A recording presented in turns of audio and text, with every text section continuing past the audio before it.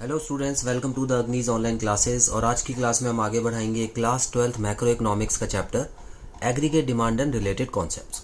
सो students, अभी तक हमने कंजम्पशन और इनकम के बीच में अच्छे से रिलेशन समझ लिया है। उसके अलावा हमने एडी और एएस का कर्व भी कर लिया है। अब हम types of propensities to consume करने वाले हैं स्टूडेंट्स। पिछली क्लास में मैंने आपको प्रोपेंसिटी टू कंज्यूम का मतलब बताया था, तो अब उसके टाइप्स के बारे में बात करते हैं स्टूडेंट्स। याद रखिएगा, प्रोपेंसिटी टू कंज्यूम की सिंपल डेफिनेशन है कि जब इनकम बढ़ती है तो कंजम्पशन भी बढ़ता है, लेकिन कंजम्पशन कभी उतना नहीं बढ़ता है जितनी इनकम बढ़ती है, क्योंकि सेविंग भी होती है, सेविंग भी बढ़ती है। क्लियर?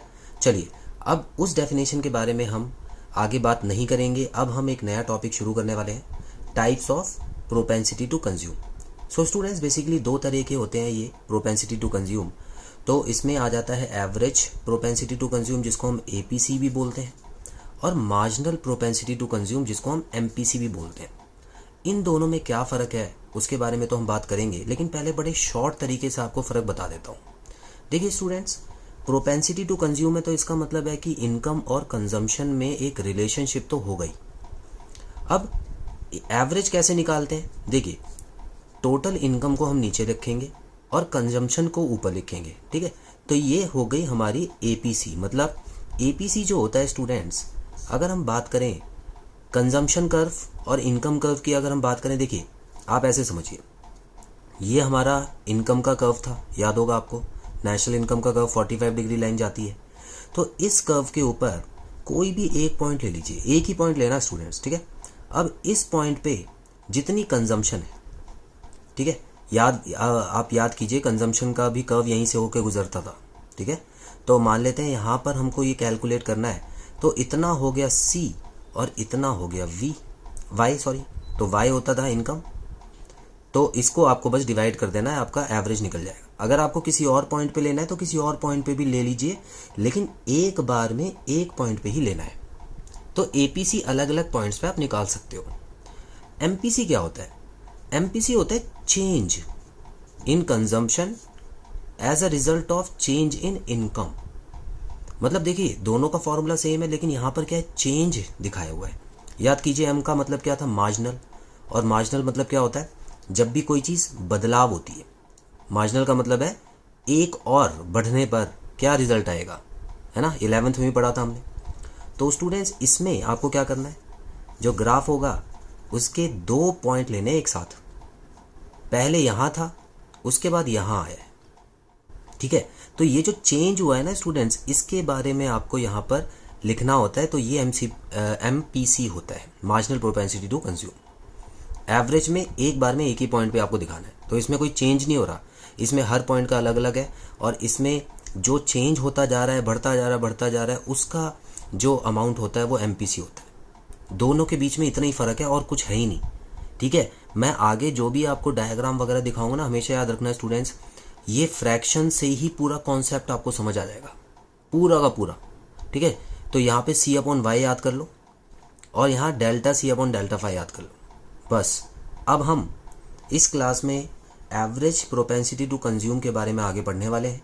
एमपीसी के बारे में आगे आने वाली क्लासेस में पढ़ेंगे स्टूडेंट्स। तो सबसे पहले डेफिनेशन पे अगर आए हम, तो लिखा हुआ है एपीसी जो होता है स्टूडेंट्स, क्या होता है, it refers to the ratio of consumption expenditure to its corresponding level of income. तो रेशो हो गई ना, रेशो किस किस की हो गई, कंजम्पशन की और इनकम की। तो इसका मतलब मैं ऐसे लिख सकता हूँ इसको, C/Y। तो यही फॉर्मूला है ना जो अभी ऊपर करा हमने, C/Y। तो कुछ खास नहीं है। तो जो भी एपीसी आपको पूछा होगा, तो आप उस पॉइंट का C ऊपर लिख देना, उस पॉइंट का जो Y होगा नीचे लिख देना, आपका जो आंसर आएगा वो एपीसी होगा। अब इसका एग्जाम्पल कर लेते हैं जल्दी से। सो स्टूडेंट्स, देखिए, इसका ग्राफ आपको बड़े आराम से समझ आएगा, और यहाँ पर मैंने शेड्यूल भी बनाया हुआ है, तो दोनों चीज़ें साथ में देखते हैं।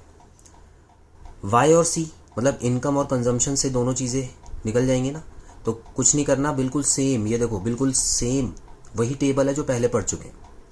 तो 40, 120, 200, 280 के अराउंड कंजम्पशन है, वाई हमको 0, 120, 200 दे रखा है। इनको डिवाइड करके क्या आएगा, देखिए स्टूडेंट, सबसे पहले क्या आएगा, 40/0 तो नॉट डिफाइंड होता है, इसीलिए यहाँ पे डैश पड़ा हुआ है। ये डैश भी ध्यान से देखना, कुछ बच्चे यहाँ पे 0 लिख देंगे, 0 मत लिख देना, क्योंकि मैथ्स के अकॉर्डिंग क्या होता है स्टूडेंट, जब भी डिनोमिनेटर में 0 होता है तो उसको हम नॉट डिफाइन बोलते हैं। ये मैथ्स वाले बच्चों को तो पता होगा, लेकिन बाकी बच्चों के लिए भी बता रहा हूँ। अच्छा आगे देखते हैं, C/Y कीजिए, 120 को 100 से डिवाइड करेंगे तो 1.20 आ जाएगा, 200 को 200 से डिवाइड करेंगे तो 1 आ जाएगा। उसी तरह आगे भी आप डिवाइड करके वैल्यूज़ निकाल सकते हैं।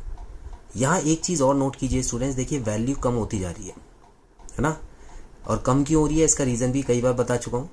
तो स्टूडेंट्स हमेशा याद रखना, APC हमेशा गिरता है, क्योंकि जैसे जैसे इनकम बढ़ती है कंजम्पशन बढ़ता तो है, लेकिन उनका रेशो कम होता रहता है स्टूडेंट्स, क्योंकि सेविंग भी तो हो रही है ना, तो सेविंग भी आदमी बढ़ाएगा अपनी, इस वजह से कंजम्पशन जो है वो गिरता रहता है। बस इतना ही समझना है आपको।